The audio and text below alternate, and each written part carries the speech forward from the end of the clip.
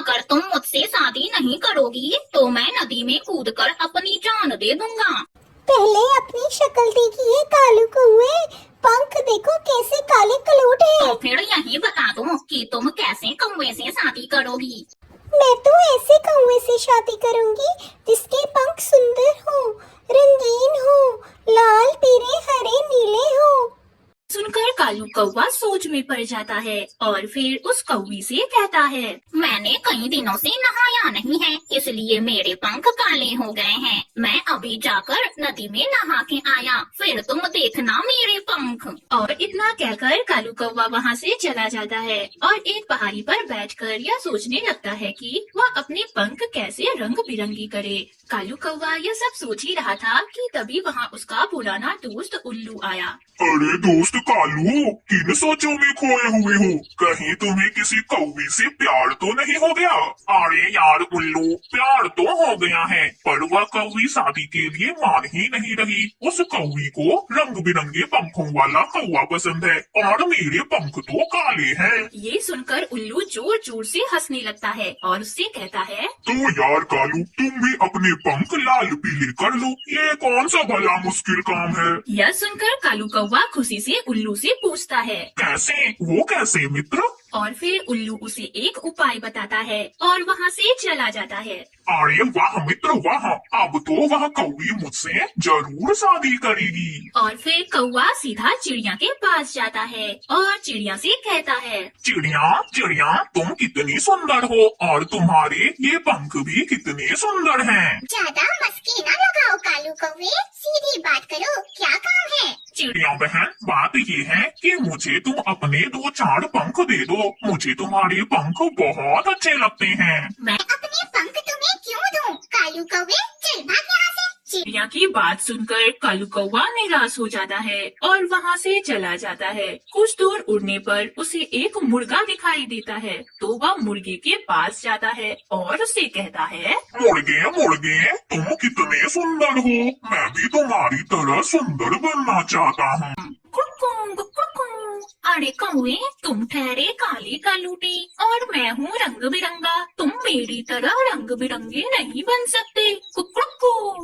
तो मुर्गे, मैं तुम्हारे पास आया हूँ, तुम अपने कुछ पंख मुझे दे दो और फिर मैं तुम्हारे पंख अपने पंखों के ऊपर गम से लगा लूंगा और फिर मेरे पंख भी रंग बिरंगे हो जाएंगे। कौवे की बात सुनकर मुर्गा समझ जाता है कि यह कोई पागल कौवा है और उसे और ज्यादा पागल बनाने लगता है।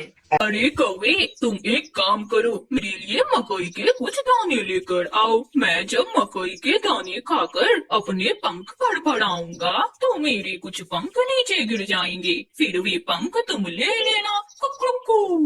कालू कौवे को यह बहुत आसान लगता है, इसलिए कालू कौवा जल्दी से मुर्गे से कहता है, मैं अभी मकई के दाने लेकर आता हूँ। हाँ हाँ जल्दी जाओ और जल्दी आना दोस्त, मेरी मुर्गी मेरा इंतजार कर रही होगी।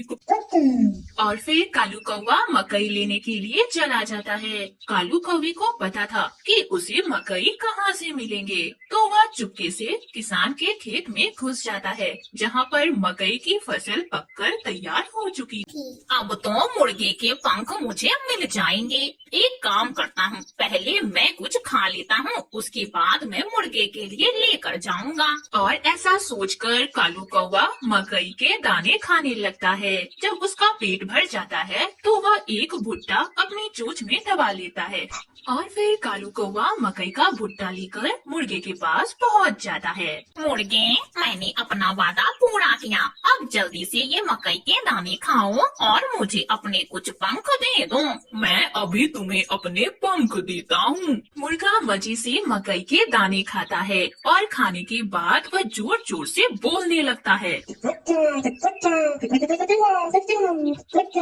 और उसके बोलने से उसके कुछ पंख टूटकर नीचे गिर जाते हैं। ये लो कौवे, मेरे कुछ पंख, अब तुम भी इन पंखों को लगाकर मेरी तरह सुंदर बन जाओ। और फिर कौवा खुशी खुशी उन पंखों को लेकर वहाँ से भाग जाता है। रात में कौवा अपने घोंसले में बैठा पंखों को दूसरी तरफ रखकर कहता है, अब मैं कल तोते के पास जाऊंगा और उससे कुछ पंख ले लूंगा और फिर सारे पंख अपने पंखों में लगाकर मैं बहुत जाऊंगा, फिर तो गौरी मुझसे शादी कर ही लेगी। और फिर ऐसा सोचते हुए कालू कौवा सो जाता है।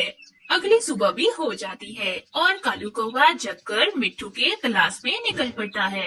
मिट्ठू तोता तो अमरूद के बाग में बैठा अमरूद के मजे ले रहा था। कालू कौवा उसके पास गया और उससे बोला, मिट्ठू मिट्ठू तुम कितने सुंदर हो। मुझे पता है कालू कौवे, कोई और बात बता। दोस्त, क्या तुम मुझे अपने कुछ पंख दोगे?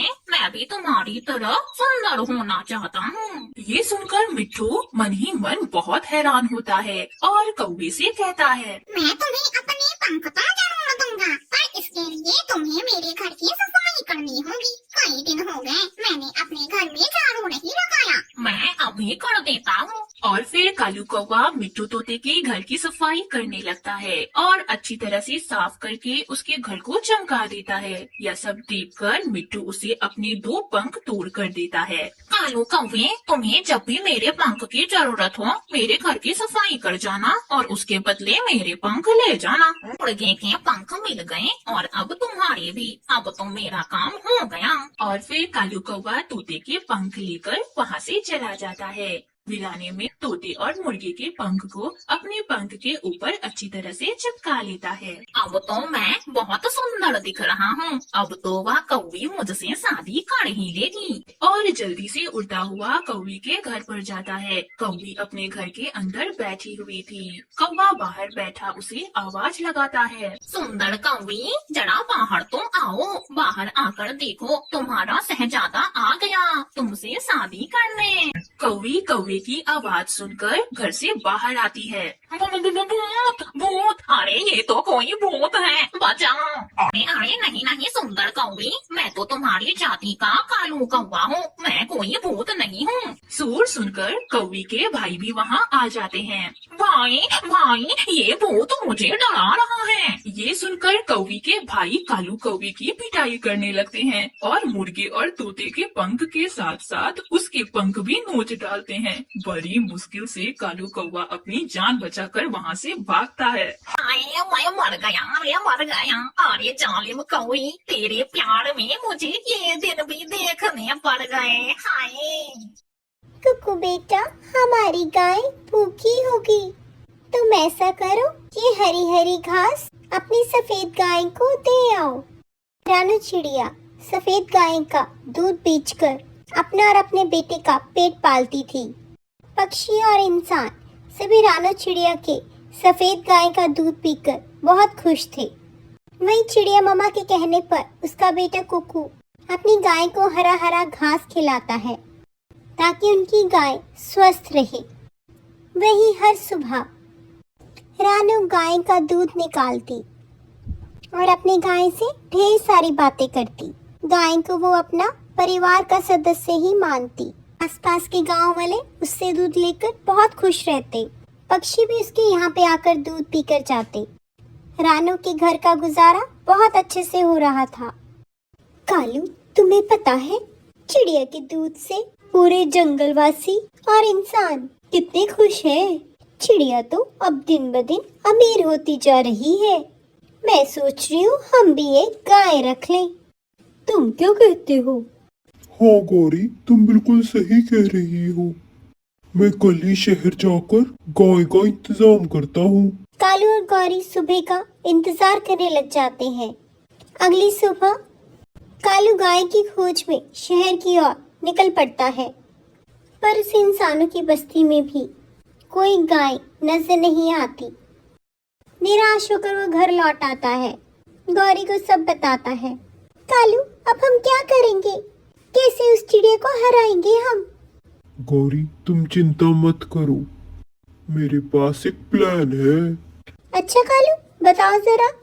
हम आज रात को चिड़िया की गाय को किडनैप कर लेंगे, फिर हम उस गाय का दूध बेचेंगे।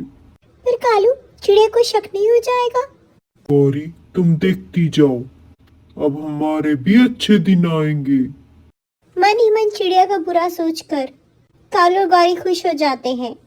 उसी रात को गौरी और कालू गाय को किडनैप करने के लिए रानू के घर के बाहर पहुंच जाते हैं।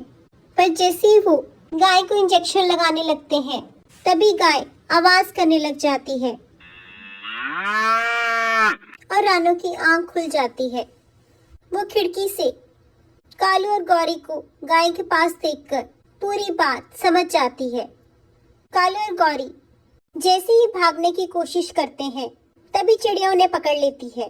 दुष्ट गौरी और कालू, तुम्हारी हिम्मत भी कैसे हुई मेरी गाय को तंग करने की? ये सिर्फ एक गाय नहीं, मेरे परिवार का सदस्य है। हमें माफ कर दो चिड़िया बहन, हमसे बहुत बड़ी गलती हो गई।